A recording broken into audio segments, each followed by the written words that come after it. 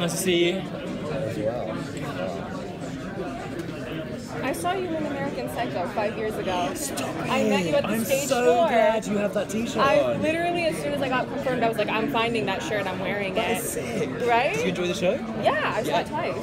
Oh, amazing. Really good. Were you an American Psycho fan, obviously, of the film? Yeah. Did you fly over to see it?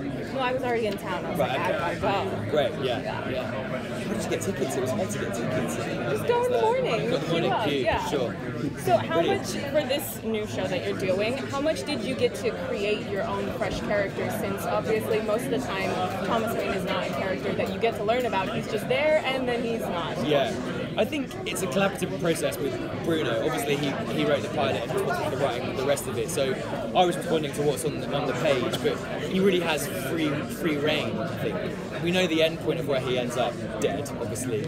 But then he's referenced, I guess, throughout the comic books as being very moral and philanthropic and a hero in that sense. So there's that strong moral fibre to him, and he definitely is going to get there, but I think we're seeing him in his earlier days, and in a different way. I know in the comic book he works in medicine. In our version he's in a much more covert world, kind of a bit of espionage, and he has to make some quite kind of morally compromising choices.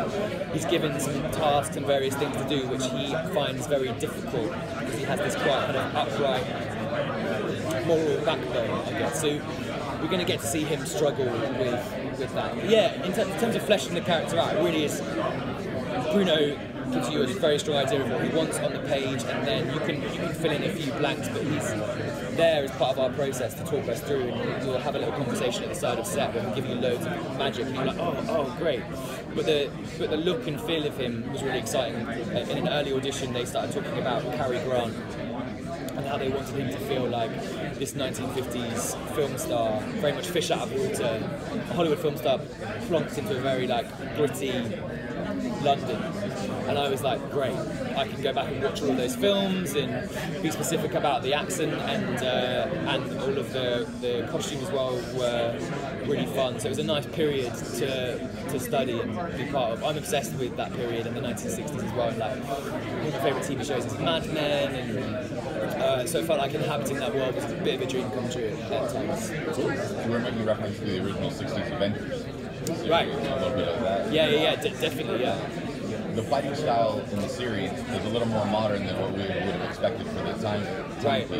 How do you find the balance of keeping true to the era of time, but then mixing in, modern mixed martial arts and Brazilian jiu-jitsu? Yeah, I think that's another thing that I guess we've said it in a world that exists in 1960s London, but it's got that DC twist where anything can happen. So there are points where we'll reference different time periods. You'll suddenly get 70s fashion, or you'll get like a modern piece of music in the mix as well. But yeah, I think it pulls on lots of different areas, and there are no rules basically. So it's got this kind of familiar, homely vibe to it. And as soon as you're settling into what you think the show is, something strange will happen. We'll be like, oh, I thought we were in this place and we're in this place. And I think that's been a really cool side to it. It's a really like twisted, unusual, unpredictable world. And I think the world that Bruno's created is one of the strongest parts of the show. Actually, you can really kind of like grab hold of it. It's got a different political system to anything we know. It's got a different social justice system to anything we know. It's like he's really invented these rules that the show runs by, and that's a really cool element of it, I think. Why do you think Thomas Wayne is so attractive? Like, what is it about Pennyworth that he wants to be known for? Well, I think he's in London, and he's caught up in this, as I said, this covert world, but he needs protection. He needs someone with street smarts to kind of guide him through the streets and to do his dirty work for him, basically. Thomas isn't a man of violence, but he sometimes needs to have the help of someone who is more well-versed in that world. So I think he's circling Alfred as an asset and kind of like needs him, and then even though Alfred is quite reluctant to be involved, I think he also needs a bit of what Thomas has, which is money and influence. So there's something they need from each other, and that's why they're kind of drawn to each other, but also quite repelled by each other as well. It's interesting. It's not a buddy movie or buddy story at all straight away. It's kind of like how they eventually get there. So what is it about your characters what is it about your character's arc over the season that most either impressed or shocked you? Or will impress or shock us? It's difficult to say without giving stuff away, but there is some towards the.